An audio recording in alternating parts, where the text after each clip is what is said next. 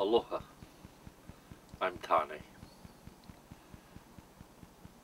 We've been mulling over a lot of issues and things concerning Hawaii, and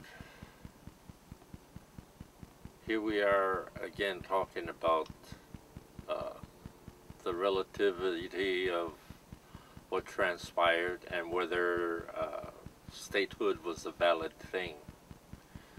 And of course, for most of you by now, must have learned the right history, the correct history of what transpired and how the United States broke its treaties and wrested the islands away from the Hawaii Nationals.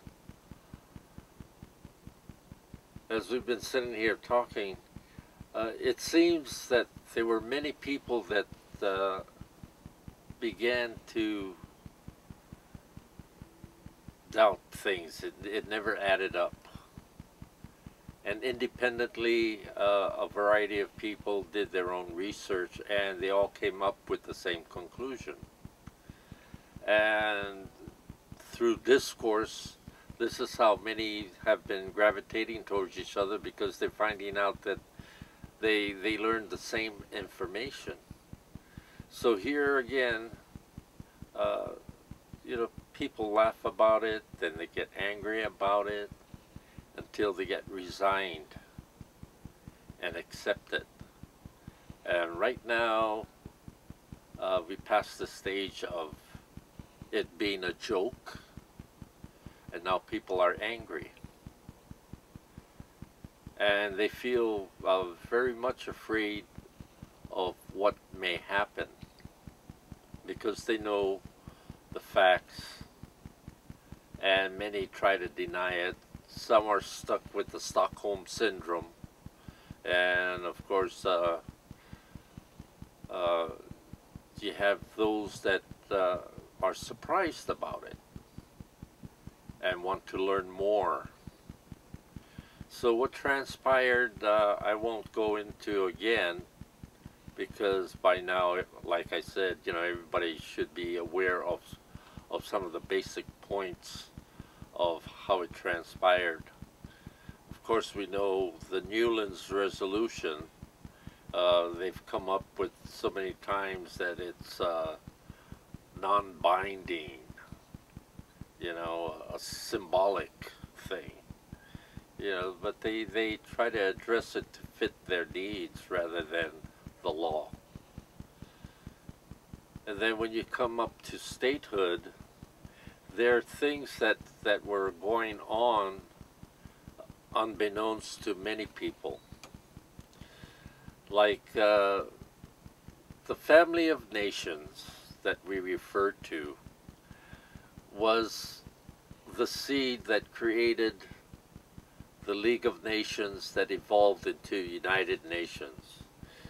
And being part of the family of nations, it was a common agreement between nations to respect their territories, to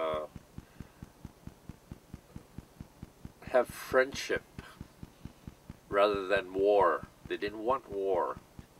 None of the organizations that sprung from the family of nations ever did want war. There was some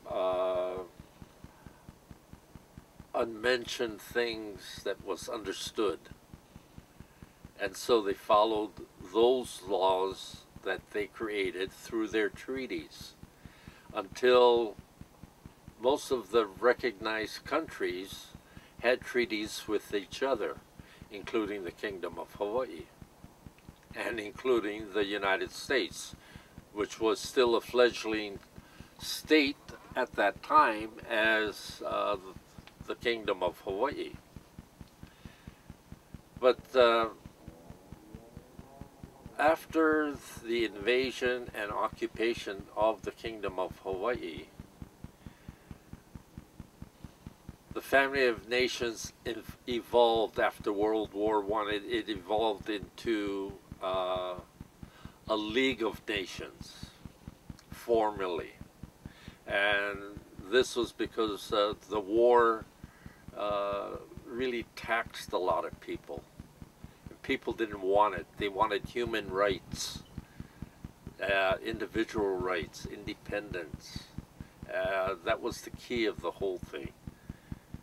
And that went on, and they tried to establish pacts and rules and guidelines and establish laws that all countries would respect.